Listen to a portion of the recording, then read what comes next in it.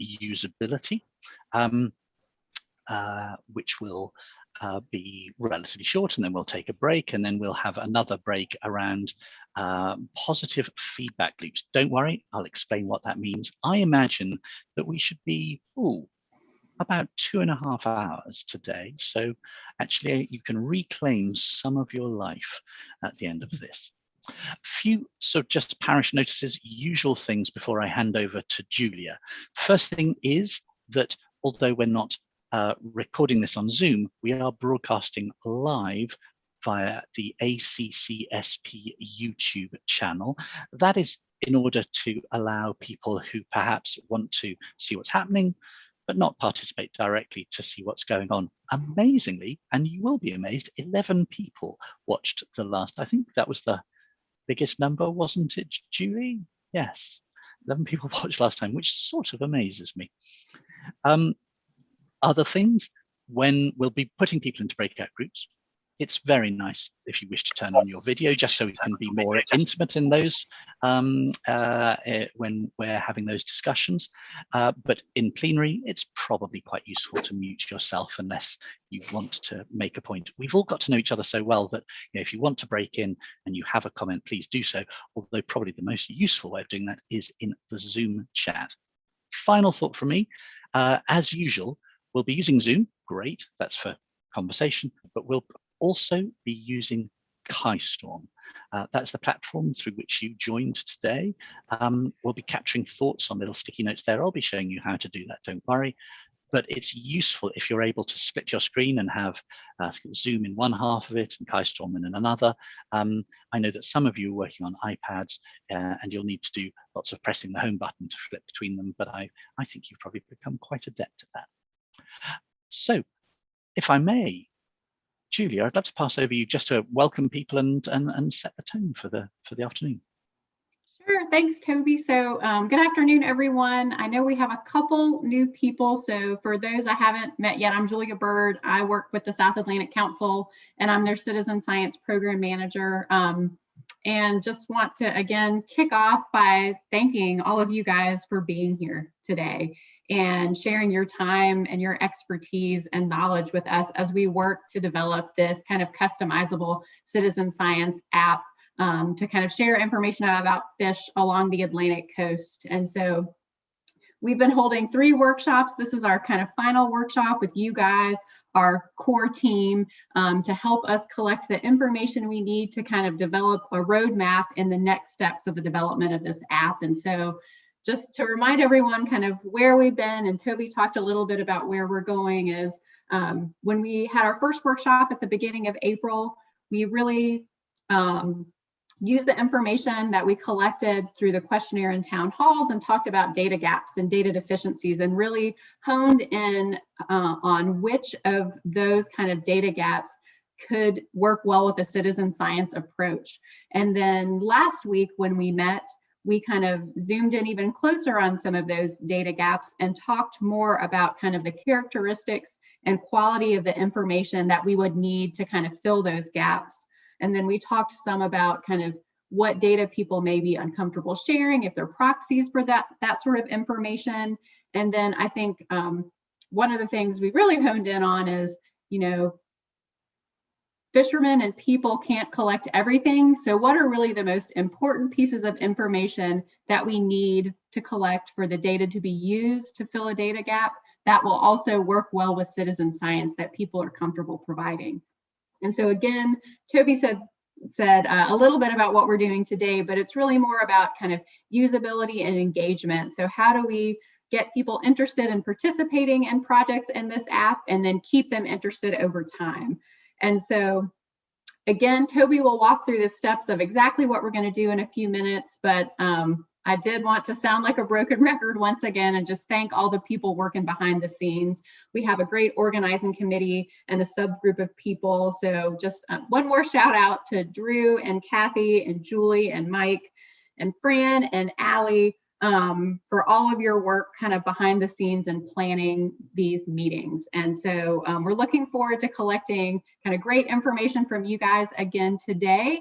And Toby, I will turn it over to you so we can kick things off and get started. Thanks very much indeed. Julia has summarized it actually brilliantly, how we got to where we are. So I won't repeat that. But the thing that I'd like to focus on is that today is really all about the usability of the app. What are the things that are going to make this delightful as a user experience? Because what we know, and I'm sure you know intuitively, is that if there's so much choice when it comes to apps, we are so overwhelmed with really delightful and interesting bits of technology in our hands, that if we don't find something that works really, really well, people will ignore it, however good the intention behind it might be. So the user experience has got to be really high quality. Now we're going to spend a little bit of time on thinking, well, what are the practical things might that mean? But I'd like to kick off by inviting you to think about, as in smaller groups, apps that they could be phone apps, they might be on an iPad, they might actually be on a computer, but things that you use that either delight you or frustrate you. Both are really interesting and useful. Now, obviously, you'll see the method here in our madness. We're inviting you to have a conversation about this so that we can tease out, well, what do you, as potential users of this app, find useful or delightful or frustrating, so that we can make sure that we either amplify those things or avoid those if we possibly can. Allow me to show you how we're going to do that. I'm going to share my screen, if that's okay. You will recognize in a second Keystorm and the agenda page. So you joined through the welcome page, and this is the agenda page here. I'd invite you to click on this bar here, or you could also find it over here, called Apps You Find Delightful or Frustrating. In a second, what Ryan will do is put you into one of 6 breakout groups, completely randomly, by the way. We're not managing these breakouts in any way, shape, or form. We hope that you'll meet new and interesting people in there.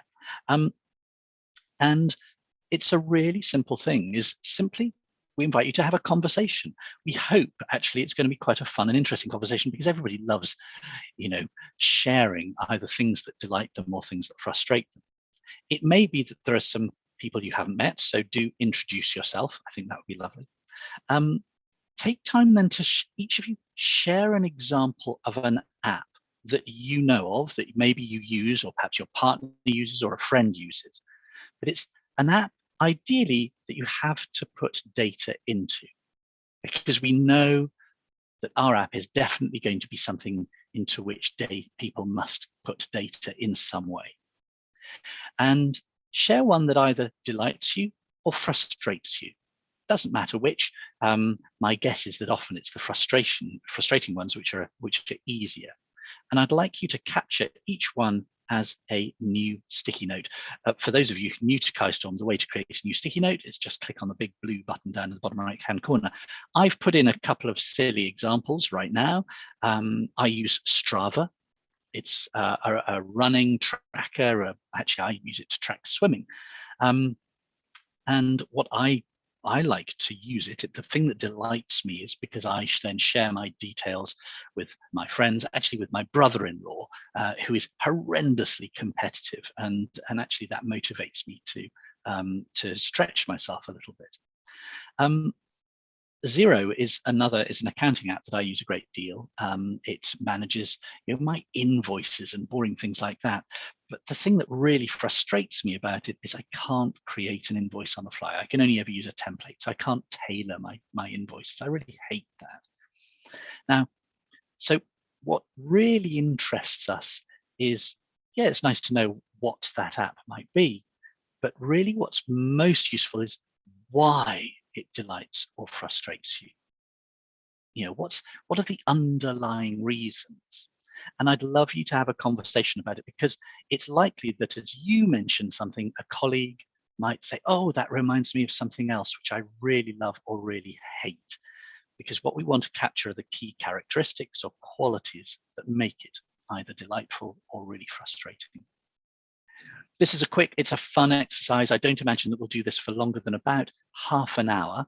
I think it'd be really nice in your groups if you were to come back and share a little bit at plenary. So just come back with perhaps the most delightful example or the most frustrating example. So if you want to come back with an example of each, that would be nice. It'd be fun to share when we come back. So just to summarize, into breakout groups, have a conversation about your most delightful or most frustrating apps. If everybody can give an example, that'd be great, but focus on why and capture those in the comments on the on KaiStorm, on the little stickies. And one of you come back and share perhaps the most delightful or the most frustrating app. Ryan, and are we in a good position to put people into breakout groups? We're ready to go. Super. Well, let's take half an hour. See you back in plenary in 30 minutes.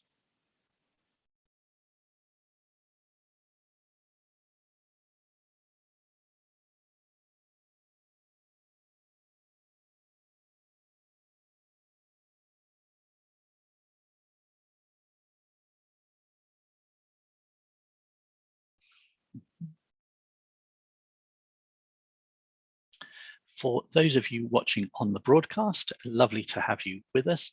For the time being, Brian and I will go quiet.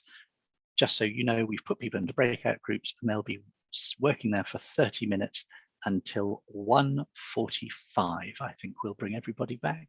So if you want to tune back in at 1:45 Eastern Standard Time, that would be great. Hopefully see you then. Ryan, I'll mute myself.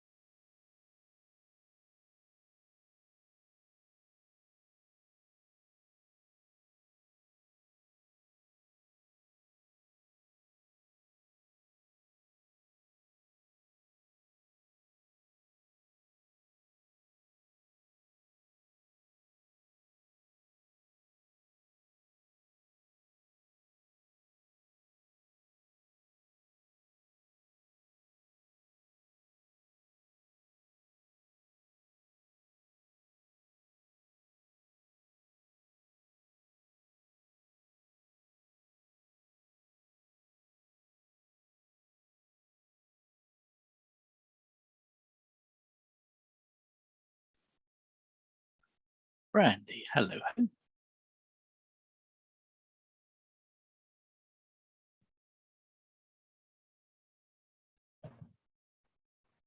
Brandy, you got kicked out, I sense. Yeah, my volume, like my audio went out for some reason. So I was like, okay, let me just try this again. But of course, do you remember which group you were in? Otherwise, I'll have a look at the spreadsheet. You were in green. Very Yes. good. Let me put you right in there. Thank you.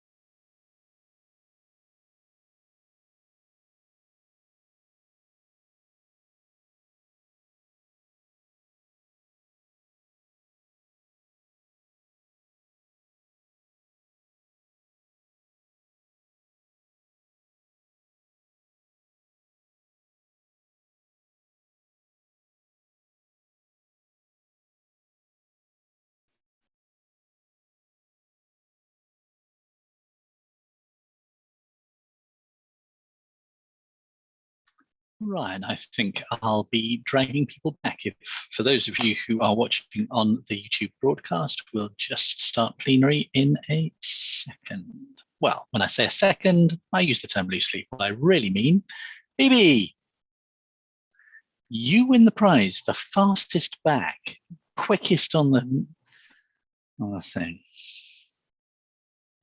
Quick on the draw. Quick on the draw.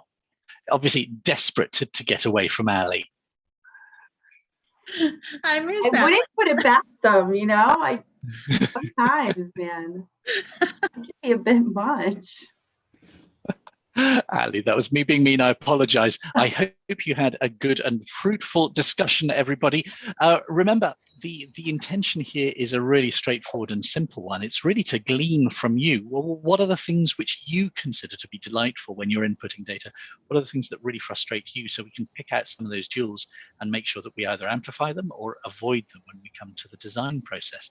This is particularly going to be useful for Fran and her company Harbour Lights as they start to do the work on the design. I wonder if anybody would like to feedback. I don't want a full feedback at this stage, not a sort of, this was every part of the conversation, but perhaps just the most frustrating one that made everybody laugh, or the most delightful one where everybody went, oh yes, I really get that. Perhaps if each group could just share back that, it would be nice, and I can highlight them on Keystorm. Should we get going with Green Group? You were fastest back. That was Alan and Amy, BB, Brandy, Mary Ellen. Who wants to feedback from you guys? Can talk. This is Mary Ellen. Thank you. One of the ones that we said was really frustrating was, as an example, the Horizon Blue, which is a health insurance app. They want you to use it to go on to log all sorts of information, but there you have to go through such a rabbit hole to find what you want that it just becomes a chore to use. Half the time you can't even find what you need the second time. So something like that they're encouraging you to use it, but making it extremely difficult to do so. I think we could all agree that that's not something that, is going to draw anybody in. So lovely, really nice. Was there one that delighted you or the team, Marianne? We had a couple, but we talked about like Venmo or bank apps or even like a supermarket app. Just Chick-fil-A was popular, or Starbucks. Things that kind of held your information so that you had like a history that you could easily use. Give you tons of options. You could easily find what you needed from the home screen, and just whether it's just to pop on and see how much money you had or what you've spent, or, place an order, things like that. Just the simplicity and user-friendly apps. Perfect. Lovely. Thank you so much. For those of you who are interested, what I've done is just highlighted those in a different color on Keystorm. Brown Group, that was Michael and Bill and Bob and Christina, David and Matt. I wonder if any of you wants to just feedback, amplify perhaps what Marianne was saying.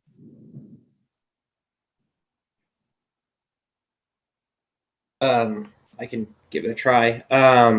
Dave, thanks. So, sorry. I think what we ended up spending most of our time talking about was how little data entry we actually do on our phones, and how few apps we actually use for that purpose. And that, when we do put it in, we like apps that, as much as possible, will autofill and not make you repeat information, and are intuitive and kind of learn as they go, and will, kind of work with you, so you're not spending all your time putting things in. And then, the examples of apps we liked that you do put info in is generally were health and kind of fitness apps, recording what you eat, the exercise you do, that sort of stuff. And that sort of also felt like more of like a daily routine, like a chore. Like, that's the type of stuff you probably want to autofill, versus maybe something related to fishing, which could often be more of a hobby or of an enjoyment activity. Is there a different incentive to start putting in your own information? Is that maybe a little different there too? So kind of putting into context, how much do you want to be putting information into your phone for that app's purpose as well? So nothing specific, but kind of a broader idea about that type of use of your phone. But on the contrary, David, I think that just summarized everything very nicely. You know, that there is this resistance perhaps to do it, and the questions that you raise in your groups about, you know, what does one have to do to overcome that? Really lovely. Thank you. Really nice. Thank you very much indeed, Brown Group. How about Teal? That was Alison and Kathy, Brad, Dave Monty, Dave Moss. That'll be me. Bissett. Oh, hi, Alison. Hello. So we talked about quite a few apps. Some of the top two that everyone enjoyed were with Square. It's really easy to use. It's intuitive of kind of keeping your customer information and your main user information, and then it automatically sends out thank yous once you've kind of processed the transaction. So that's something that you don't even have to think about that it does.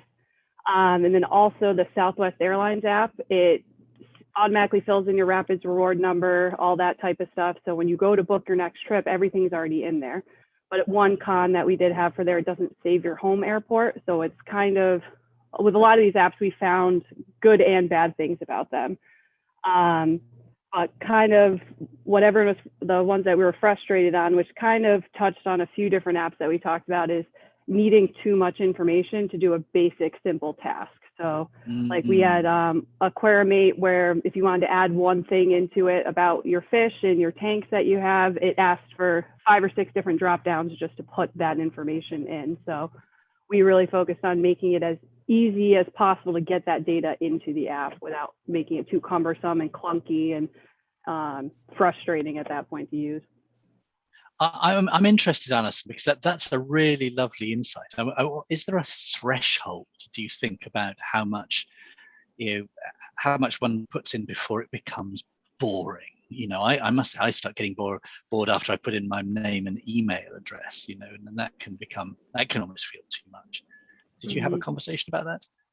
Yeah, so we kind of did, as far as like we had a Chevy app as well that was used by one of our group members, and for initial use it was great, but after having to go in and re-download on a new phone, you have to put all that information in again. So even, because I mean, people lose phones, break phones all the time, so just having, I guess, an internal database that stores that key information would be fantastic to just make it as easy as possible to use on multiple devices if you need to as well. Super job. Really lovely. Thank you so much, Alison, and all of you. That were lovely insights. Red Group. That was Marisa, Julie, Dawn, Jackie, Jerry, Michael. Any insights? Hey there. I was going to report out for that group. This is Jackie. Thanks, Jackie.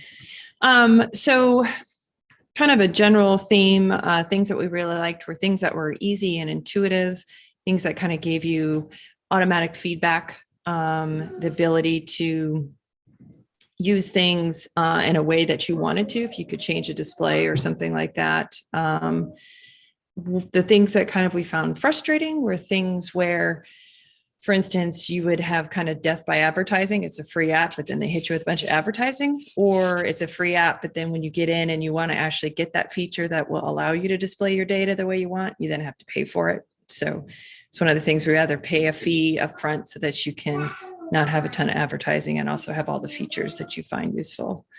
And in terms, like we had things like Pages on the iPad, Instacart, and some fitness apps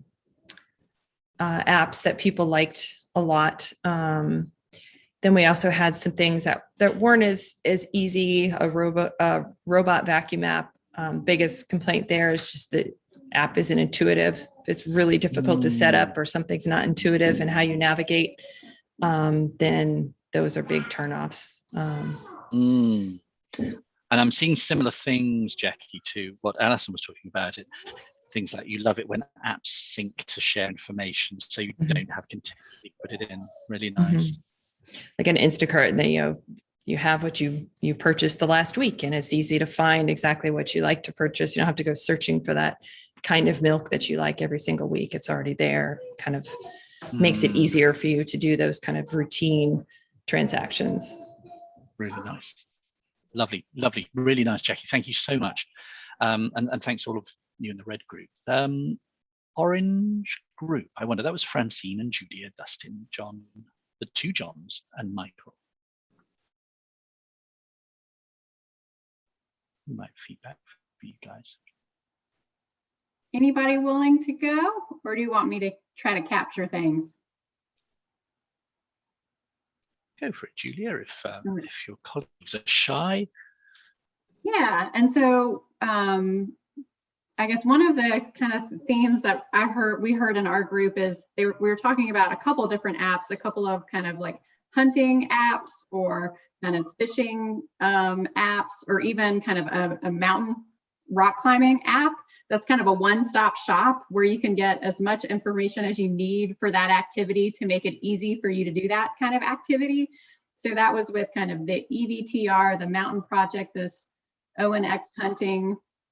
Another thing that we heard that I guess hasn't been mentioned yet about kind of frustrating things is when apps make you auto update a whole lot and they force you to kind of do all these updates. And so that can often kind of change where things are found in the app, or if you're kind of going offshore for fishing, there's like a fish rules app that you have to make sure you update it before you go offshore. So being able to control that a little bit is helpful. And then I think another conversation we had a little bit was this kind of free apps versus apps you pay for. And free apps are great, but until you get so many ads that it's annoying. So there's this balance of how much are you willing to pay for an app to make it more enjoyable for you to use than just deal with the free app and all the ads that come along with that. And so that's kind of some of the highlights. Orange group, if there are other things, feel free to speak up. That was really nice. Thank you very much indeed. Lovely, Julia, and thanks to the group. I particularly like this. We're getting these consistent themes about both updates, but also filling in things automatically, which is lovely. Pink group, that was Andrew, Chip, Carson, Katie, Laura, Michelle, and Sarah. Who'd like to feedback from you guys? So I can go, but it is a lot of the things that we talked about have already been said. But we had an interesting conversation about what are some apps that you kind of downloaded and then deleted right away because of a certain annoying thing. So that was nice. Fun for us to talk about. And I think one of the reasons was asking for too much information about you for a simple task, and then just too many new accounts and account names. So any autofilling or linking to maybe a Google account or something is beneficial. And then kind of a visual overload was another con that we talked about. So if there's just a lot of different words and there's a lot going on a home screen, then that's a pretty big turnoff. It can be too busy. I think that, or being redirected to too many different pages can be frustrating. And then some of the pros we talked about have already been said, but one that came up a lot was aesthetically pleasing and good user interface. And then sticky note number 21 was various apps, but the example was kind of when you're out doing a recreational activity, being able to kind of interact with the landscape through the app. So you can take a picture and it's a pin, it becomes a pin on a map. And then you kind of, you're able to track that, or other people can see that you saw something there. So I think the example was baby alligators. So you know that someone saw baby alligators in that spot. So kind of these visuals in terms of if you're using it for a hobby can be beneficial. I really like and before you disappear, Carson, this thing about, and it's been this recurring theme about wanting too much information about me, which it requires. I mean, can you amplify that at all? Is it that because there are occasions when an app will demand upfront data, but then it can sometimes, for example, require permissions. You know, can I use your camera? Can I use your microphone? Those sorts of things, all sensible security issues. But I'm guessing that you may have talked about that a bit too. Yeah, we talked about about not wanting like a default tracking of other information, and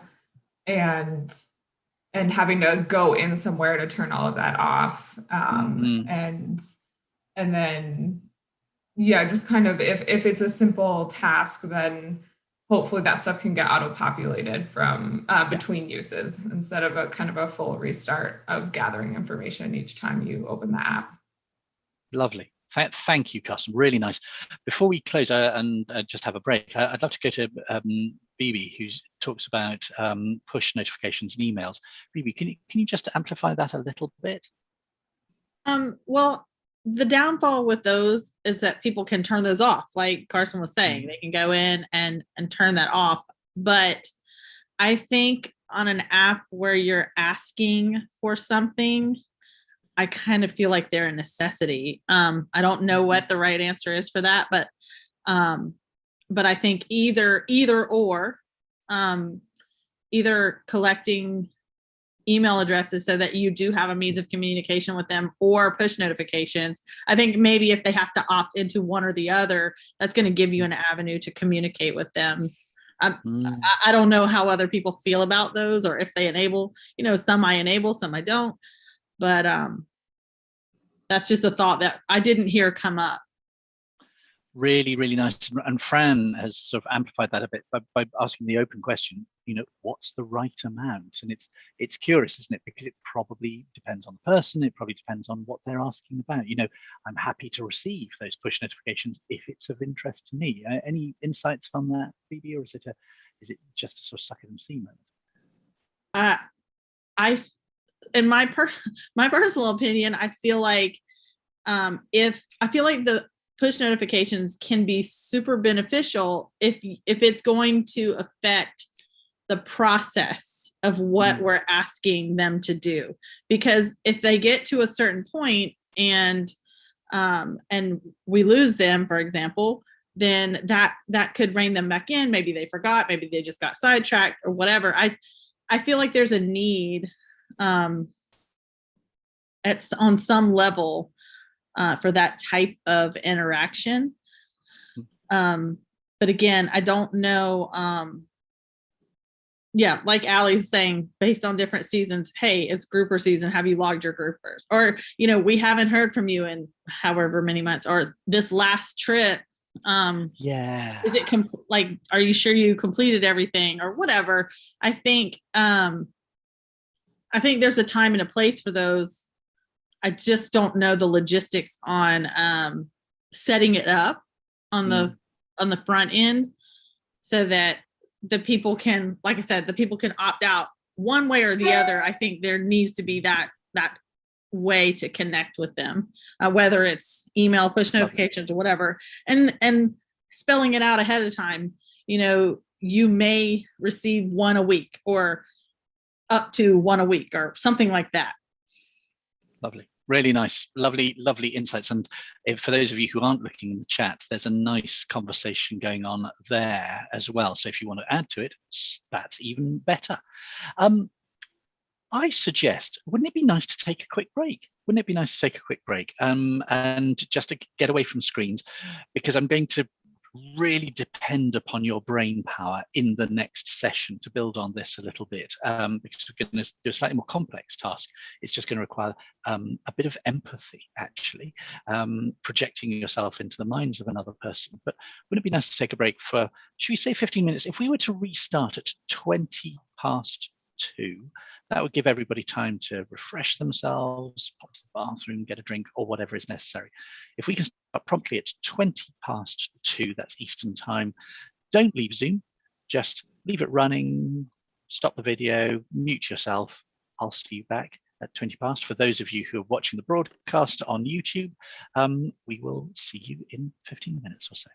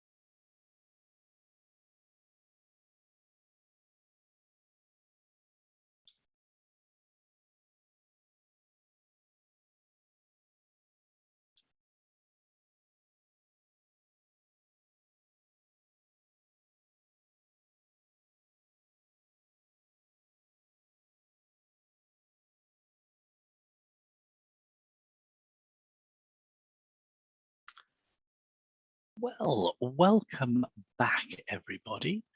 2:20 past. Thank you for returning. And it's so much more civilized when we can take a break, isn't it? It's rather lovely. It means that we don't become overwhelmed.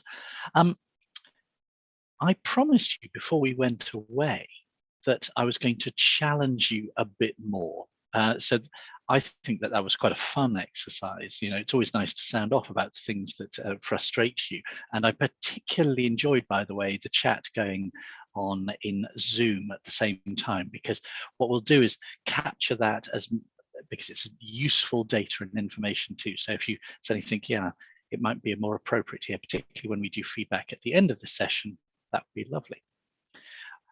Now's our opportunity just to dig a little bit deeper. So I'm not going to talk about usability here, but I am interested in something else that might motivate people to use something for an extended period. Usability means that people, are just going to get past the first thresholds. They're the things that stop people deleting the app within the first couple of days. What I'm interested in now is what might encourage people to continue using something for an extended period, because of course that might be necessary and useful for a citizen science app where we're after longitudinal data. Imagine, if you will, the whole purpose behind a citizen science app is that, well, it's got to be delightful and rewarding for people to collect the information. We've got to make people feel good about that in some way. Now, for certain things, certain projects, that is easy to do.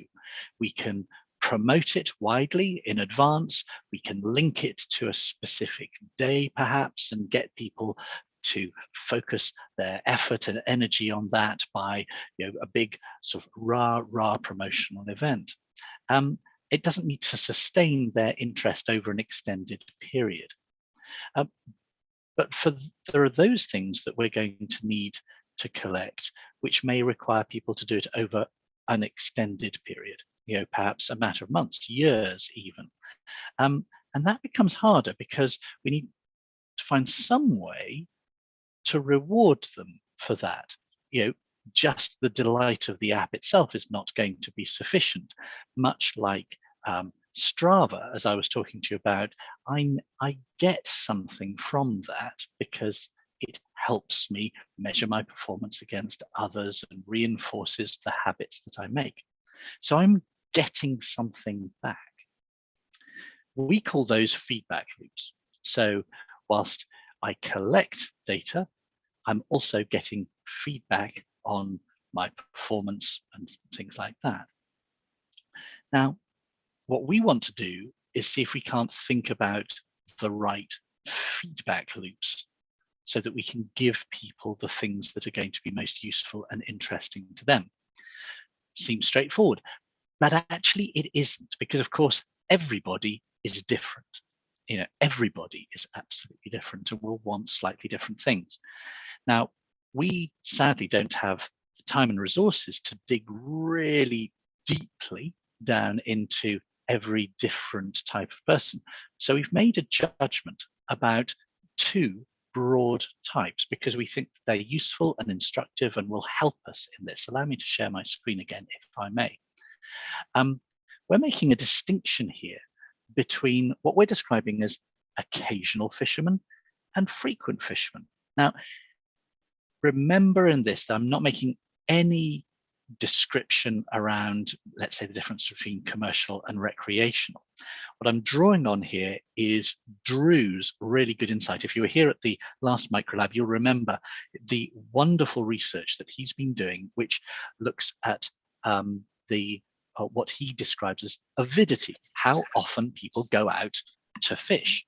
And of course, what he's learned is that they're actually a large proportion, perhaps even the largest proportion of people, are only going out 2, 3, maybe 4 times a year. Now, this is useful and interesting for us because what we know is that people have different needs depending upon their avidity.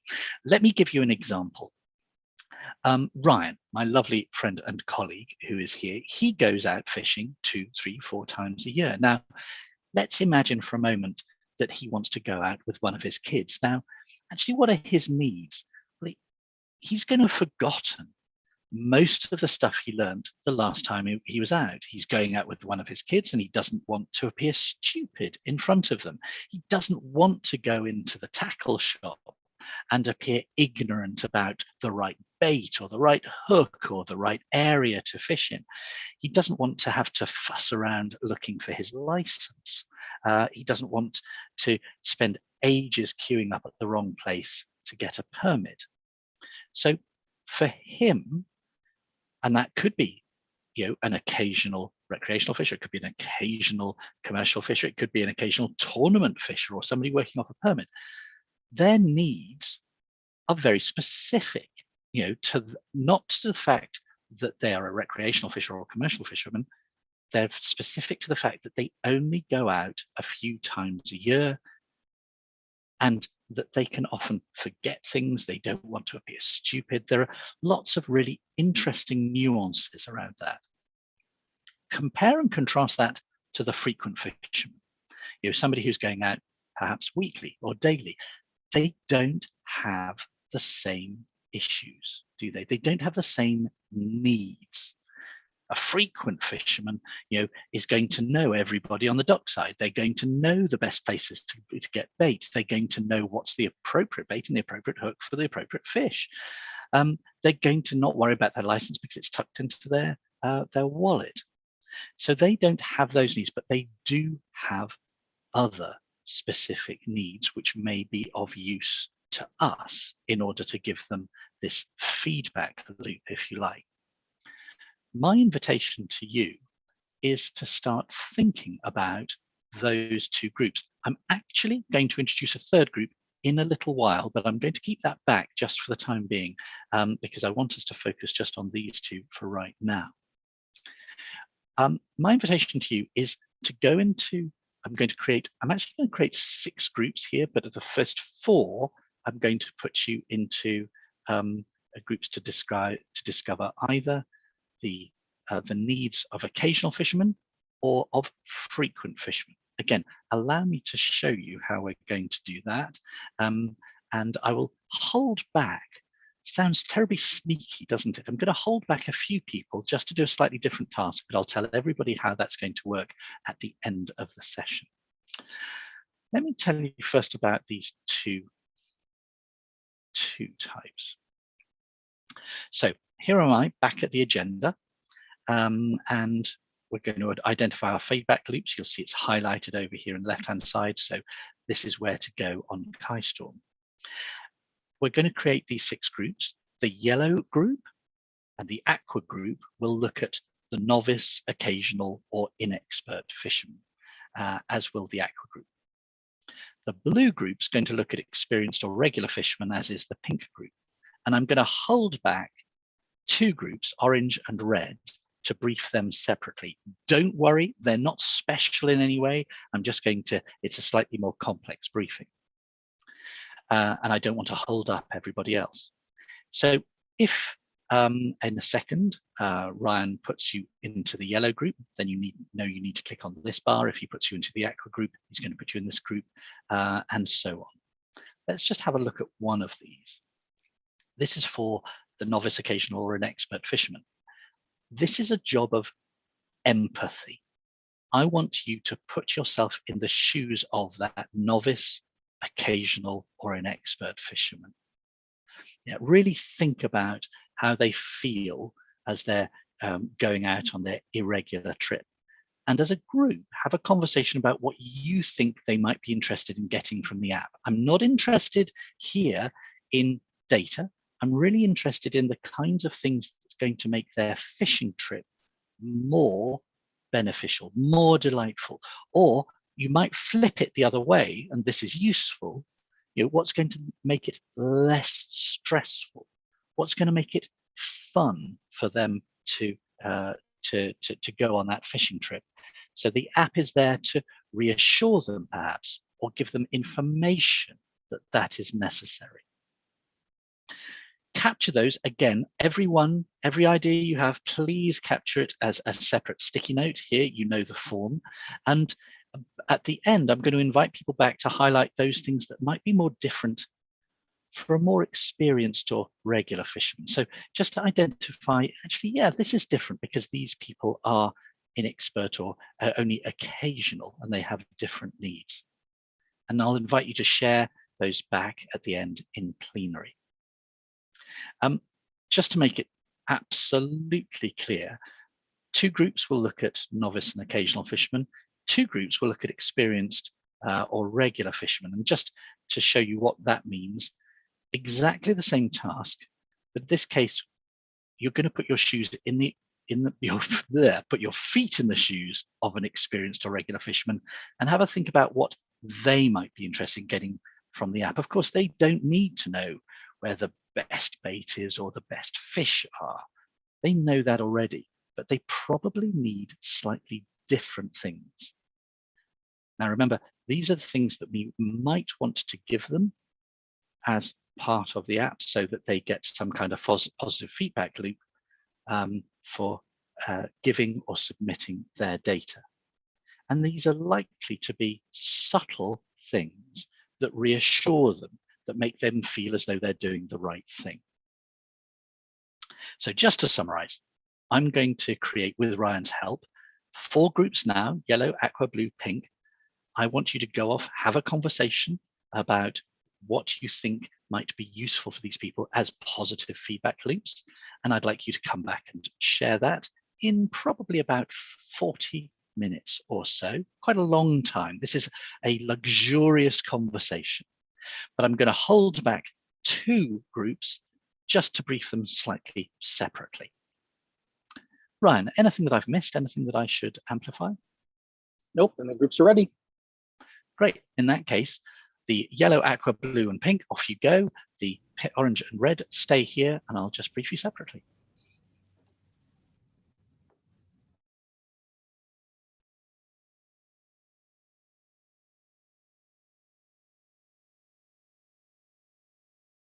Cool. Doesn't it feel, do you feel as though you've been held back in class a little bit? You know, for bad behavior or something like that. And I don't mean to make you feel like that at all. I just want to give you a very specific briefing, because what we noticed as we were thinking about this is there's a hidden user, and it is you. Let me explain. At some point, somebody somewhere has to initiate this app. You may be sitting in an office somewhere in Charleston, and a boss somewhere says, "Oh, we need to do a citizen science project," and you'll say, "Ah, yes, I know about that. I worked with SAFMC and ACSSCSP, and they've got one. I want to be able to use that." And then you're going to be a bit stuck. You're going to say, "Oh my goodness, how do I use this? How do I make it happen? How do I get data onto it? Is it a simple WYSIWYG interface over the web, but do I have to talk to people to do it? Where do I put my data fields? How do I download the data?" All of those things. It's all around the usability for you, for an analyst, for a data scientist, for a policy expert. What we're interested in is what is going to make this useful for you? What are the things that you're going to need to make this easy, accessible, something that you can, get a note about on Monday and it can be up and running on a Tuesday, that sort of thing. If I was to invite you to go into those 2 final breakouts, orange and red, to have a conversation about that, do you think that you might be able to capture the things that you would find useful? And I want to make sure, because this is slightly more nuanced, I want to make sure that you feel happy with the briefing. I'm seeing a couple of people nodding. Thumbs up, thumbs up. Not sure that I would be perfect for this group. I mean, I'm just a regular fisherman, but do study policy from time to time, but don't know anything about sort of the interface part of of the app or anything like that. Lucas, thanks for clarifying that. And I was wondering, Ali, would it be better if we were to invite Lucas to join one of the other groups? It's up to you. I think if you would feel more comfortable, Lucas, going in the other groups, then by all means, I want you to be able to provide your best input. So I can chit chat with the best of them. So I mean, I'm happy to stay in this group and see if there's anything I can lend. Perfect. Lucas, if you get bored senseless, just tell me, and you don't have to tell anybody else. I won't let them know, and you can go. We'll send him to the blue group. They're short one if we need to. Excellent. Any other questions for clarification? Yeah, I just wanted to clarify, when you are saying the things that we need from the app, do you mean in terms of interface or in terms of data? I'm asking you to be slightly less specific, Sarah, than that. It's much more about, don't laugh when I say this, feelings, perhaps. So I can imagine, let me give you a real, for instance. I have to create an app myself in the next little while, just for a piece of client work that I'm doing. I happen to use a thing called Glide, which creates a web-based app. What I love about that is that I can be pretty confident that I can be up and running with that in a matter of hours. Actually, that's why I like using it. Now, that's really what I'm interested in, is the things that you might be interested in making sure that you don't look stupid in front of your boss, that you're able to get something that looks reasonably good, reasonably fast, that the access that you have to the information is open but relatively secure. I don't know what are the things that you might require, but it's about those things which allow you to do a good job rather than the specific bits of information that you need out of it. Does that make sense? Think of it as putting yourself in the perspective of somebody who's coming to SciFish to create their own citizen science project within this app. What would make a 5-star experience versus a 1-star experience? Really lovely. Because what we want is for this app to be able to be used by a whole variety of policymakers, data scientists, analysts. If you are coming to this for the first time, what are the things that you'd like? What are the things that are going to make you go, oh God, I don't know how to use this interface, it's all awful, or things that might make you go, God, that was really slick, that was really cool, I could do that really quickly. That's the conversation I'd like you to have, and that's what I'd really like you to capture each one as individual stickies. Is that all right? Yep, makes sense. Thank you. Cool. I've eaten up time a little bit, but perhaps if we have at least 30 minutes to do this, it's important, a really important one. And we'll feedback at the end. All right, I will start assigning you to rooms. It'll take you one at a time, so bear with me for a moment. Yes, sorry, we'll have to do this by hand because we've already sent the others off. So we've now got that rather embarrassing pause where everybody assumes that they're going to go off somewhere, and now you've just got to wait for me to do nothing. Lucas, you look like you had an absolutely beautiful saltwater tank in the background of your shot. That is true. I had to get out of saltwater. Oh my gosh, you have more than one. I used to have a 75-gallon reef, but when I had my son, a 1-year-old in a reef tank don't go hand in hand. Completely understand. Yes, I have a 170-gallon reef tank there, and then that's a 40-gallon reef tank as well there. Now, do you have corals, or is it just? Yeah. Nope, completely full of corals. I'd be happy to walk you over there if you want to see it. Beautiful, beautiful, beautiful, beautiful. How cool is that? Better make sure those two get in the same room. Yeah, exactly.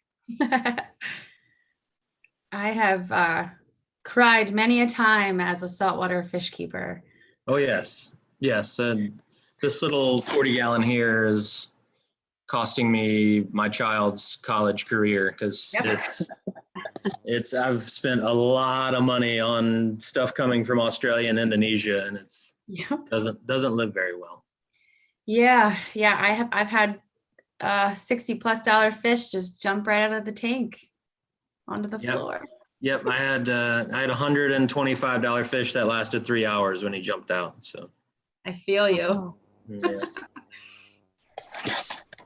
Yeah, I try not to talk about money, and luckily my wife's not in the room, but yeah, there's been a lot of money spent there.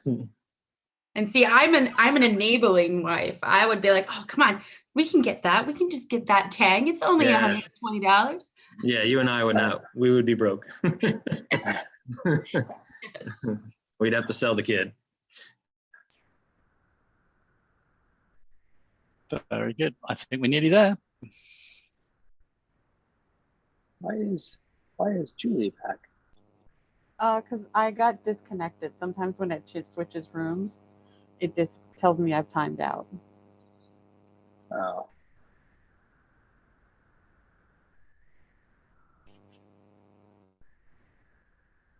Toby, I might need a hand here. I don't see her in the unassigned bucket. We were intending to put, you are currently, by the looks of it. Julie, what I need you to do is down at the bottom of your Zoom window is an icon. It's either the breakout room icon or it's a little 3-dot ellipsis. Okay, I'm out. And if you click on that, you're gone. Which just leaves us with Kelly. Kelly. And Kelly's gone. All right. That was that all right? That felt a bit awkward. And by the way, for those of you listening on live streaming, nice to see you still here. What we're doing now is going into a breakout probably for at least another 30 minutes. You can stay and listen to Ryan and I. We just have a little conversation about the groups, and then we'll go quiet. I just want to check in with you that those were all okay. They seem They reasonable. are. Everybody's in the right spot. Really? Cool. Should be good to go. Yeah. Nice. That felt like a oh, then there's Kelly back. Yeah. Kelly. Sir. Hi there. Did you get booted out? Oh, I clicked the leave accidentally. Allow us. Now, it may be. Ryan, are you able to put Kelly in the right place? I can, yes. All right. We'll see you shortly, Kelly. Thank you.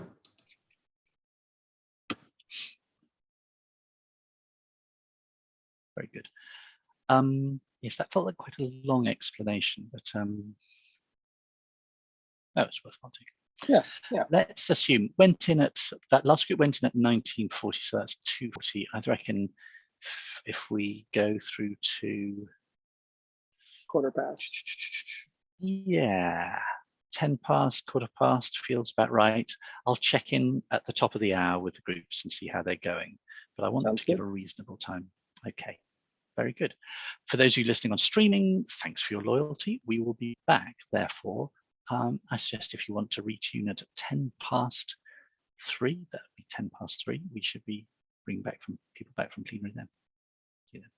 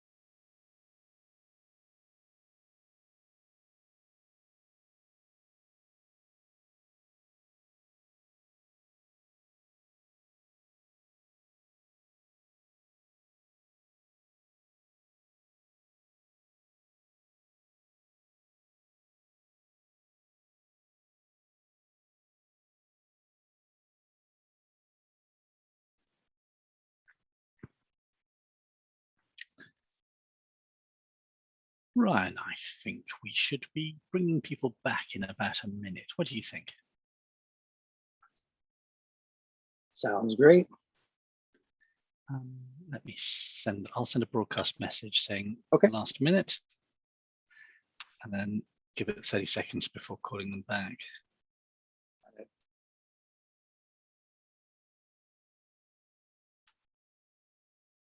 And then a simple, I think, feedback. They've been really productive. I don't know if you've had a look, astonishingly so. A little bit, yeah.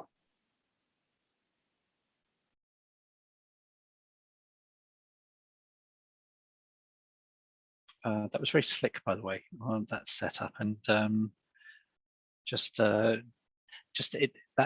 felt that it's that clumsiness with Zoom, isn't it? Getting people, assigning specific people, it's just hard. Sometimes I find, you know, it glitches, doesn't it? Sometimes if you're hovering across the names, it really annoys me. Okay, I'm going to close the rooms. Is that all right? Yeah, that's great. Super. Thank you.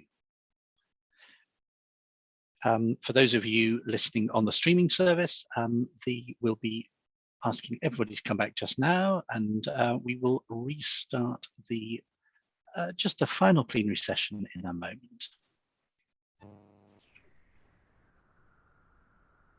Hi, Ali, Julie's back, Dustin. It's very nice seeing these familiar faces. Thanks, Toby. And there we go. I think that's everybody. Can I just say, first observation, what Ryan and I were doing was we were,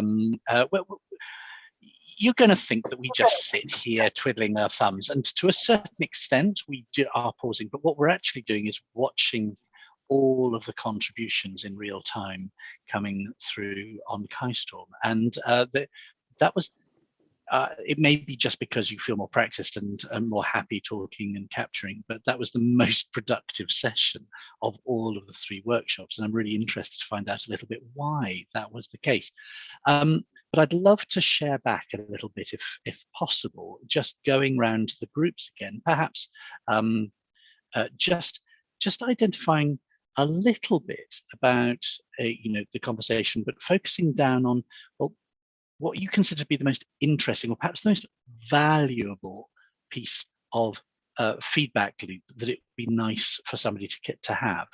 Should we kick off with the inexpert or occasional fisherman? You know, what's going to make the difference for them? There was the yellow group and the aqua group. I wonder if we can kick off with, let's say, Fran and Julia, Bob, David, John and Carson in the yellow group. Who wants to feedback for you guys? It's Carson again.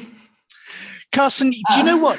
Either you really consistently pull the short straw, or you're very good at volunteering. So thank you. I don't mind volunteering generally. So our group kind of decided to categorize our different ideas towards the end of our conversation.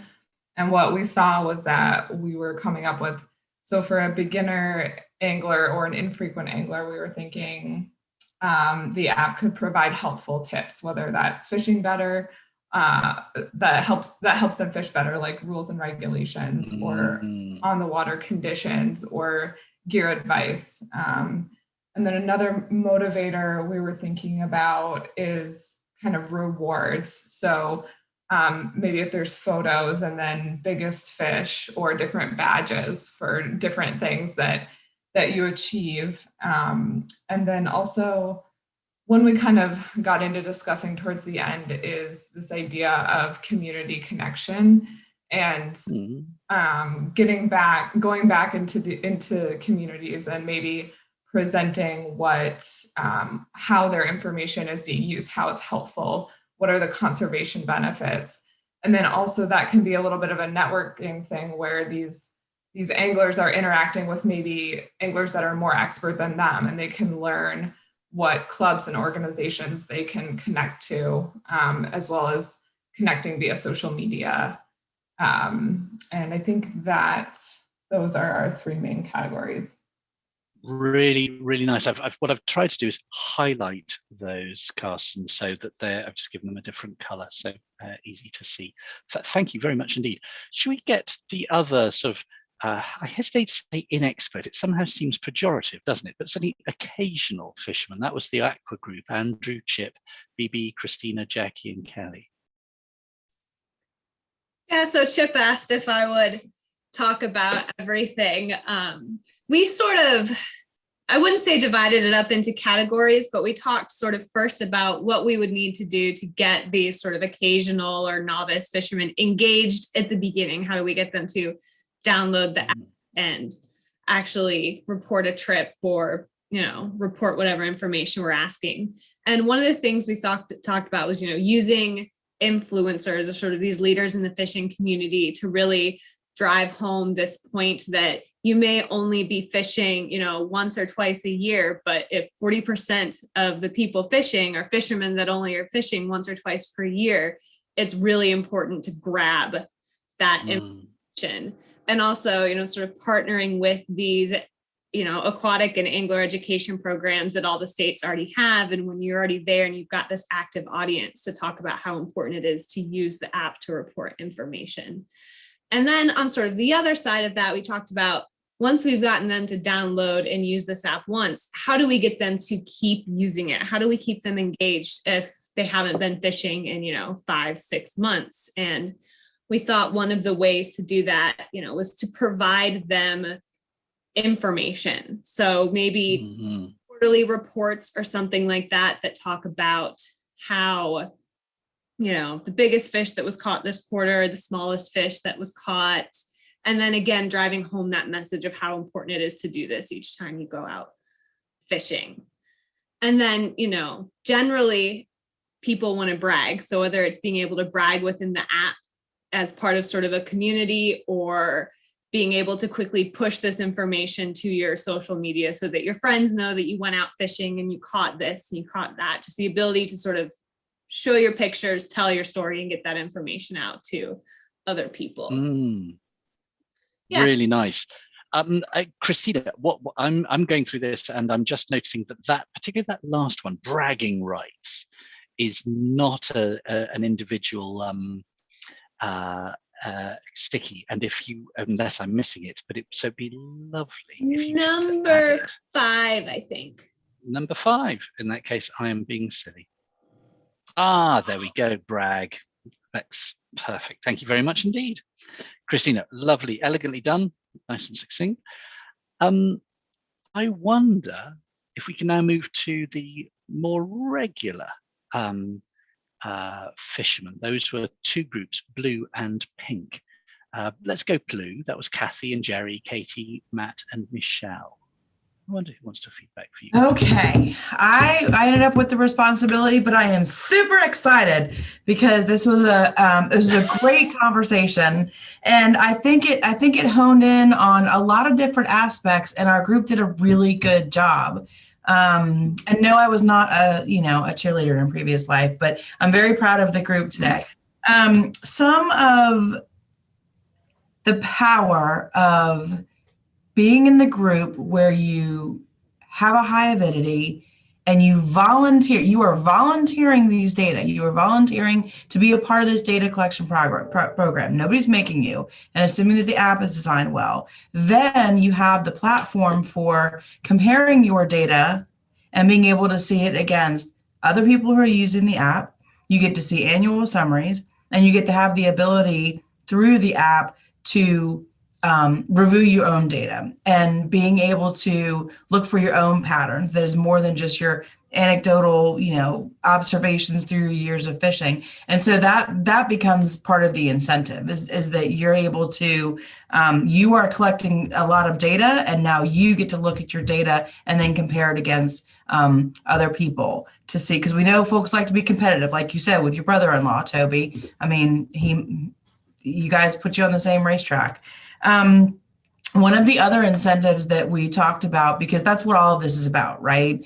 You've got to have incentives for people to volunteer to participate in citizen science.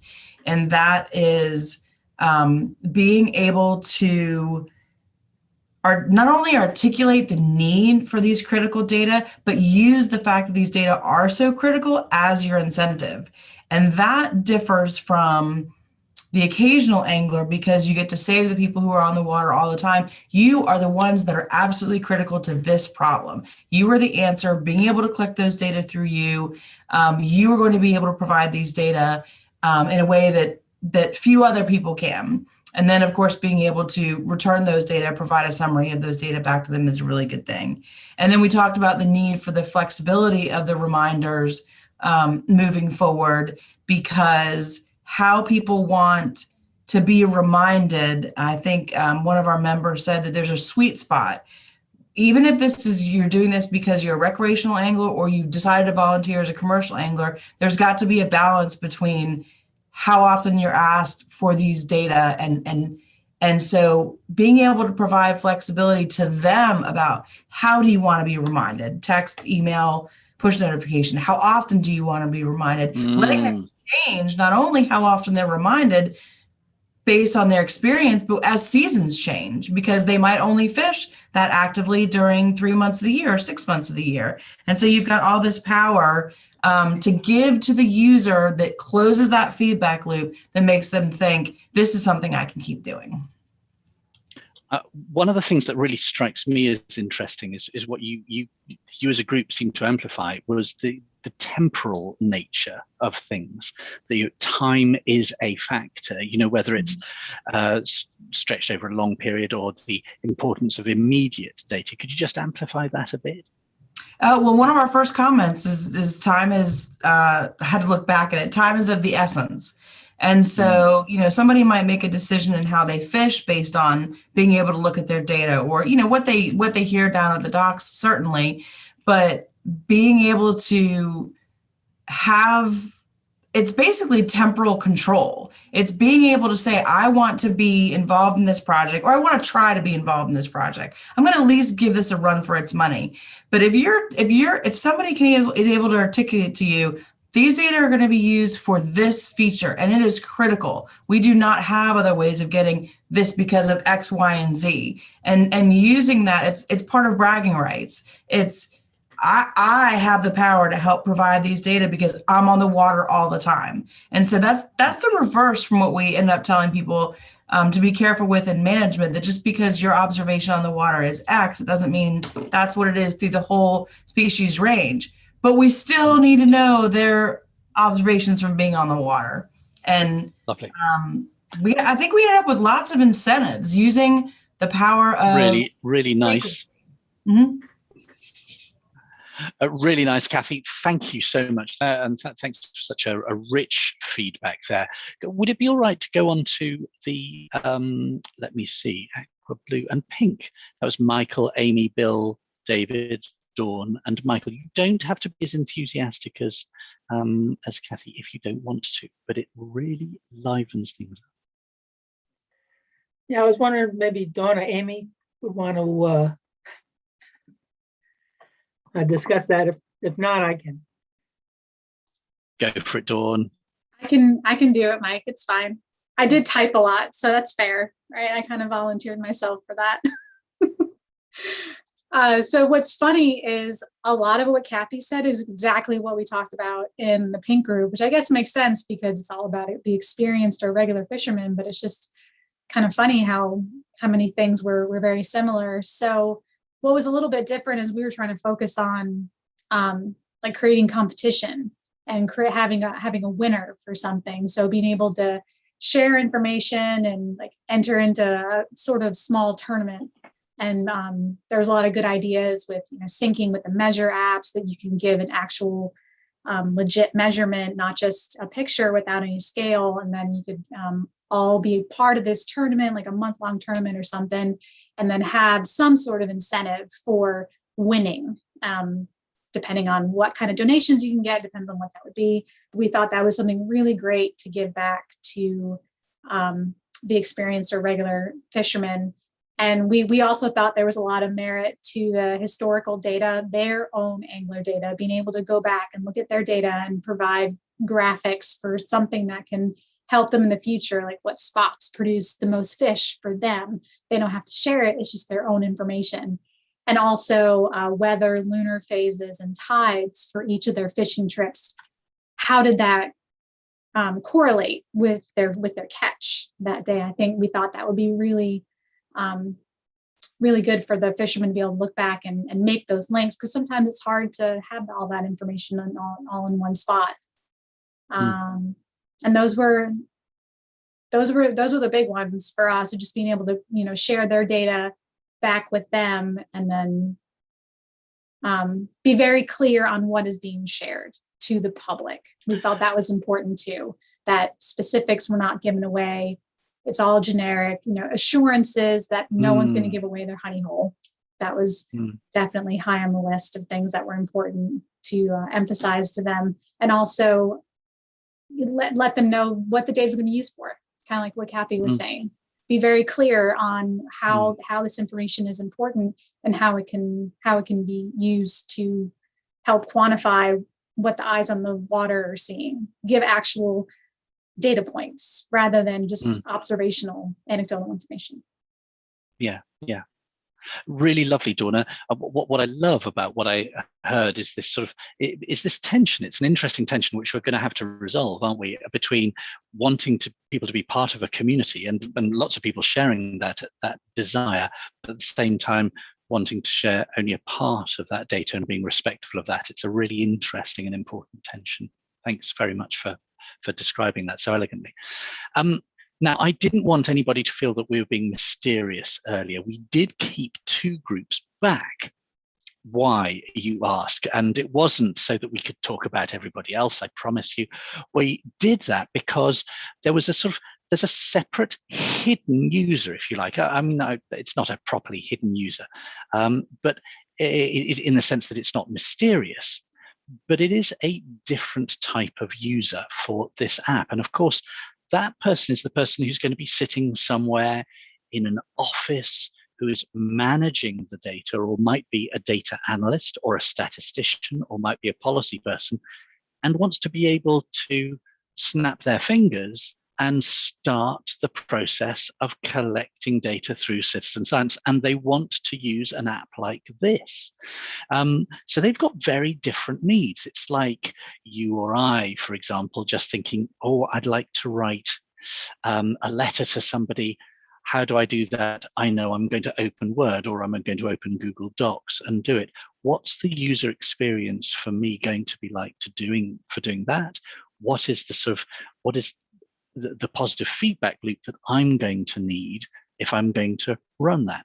It's that horrible moment when you're sitting in office and your boss comes in and says, I'd like you to do a citizen science project on X. And you think, oh my goodness, I don't even know where to begin. But I do remember that there's this app that was kindly created by SAFMC and ACCST and so on. So I wonder if those groups could feed back as our last exercise today, just to get a sense from that. Orange group, that was Alison and Ali, Brad, David, Lucas, Marielle, Michael. Who wants to go for the orange group? We had some really great discussion. You could go, Ali. Sorry, no, go for it. All right, so we did talk about a lot of stuff. A few of the things that we talked about that would be nice to come out of it as the end user would be, to have a minimum lag time to receive the data. We don't want to, it's useful to have, I'm going to say real time, but as close to real time as it can be. Also to include like QA, QC or filters, within the data, so that what we're receiving kind of is just a rough filter to get out some of the bogus data. Or if it says, we know you were in New Jersey, but yet you're, the app picks you up there, but yet you said you were fishing in, I don't know, down in Florida, it might just be able to pick something like that up. We talked about, who can access the data, ideally, we want to know, we talked about in other groups too, that, about the confidentiality of the data. So we kind of need to know, basically, we don't want to be asking for confidential data because we want to know that we can use it and that we're getting everything that was collected.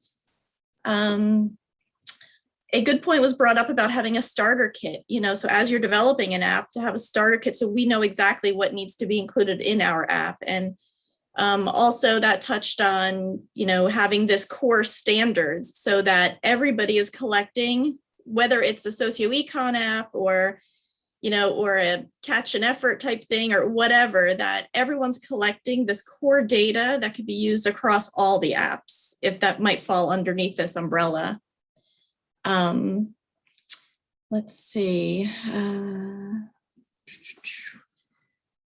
We also talked about weighted priorities and things, and having, regulations, and which would be useful for the anglers that are using it, but also the people that are, getting the data at the end. If we had something that popped up that said, these fish maybe were out of season in this state during this, this month, if they're somehow linked to regulations, that would be helpful, for us using the data and the people that are entering the data, just as an educational purpose on their end.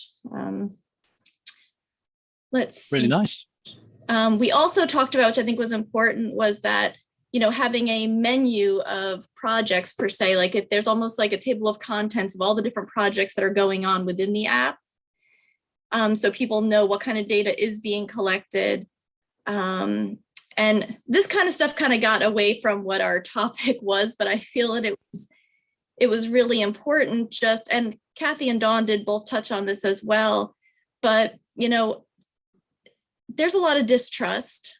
And I think the anglers need to know that the data they're putting in is what's being used by what's coming out of it.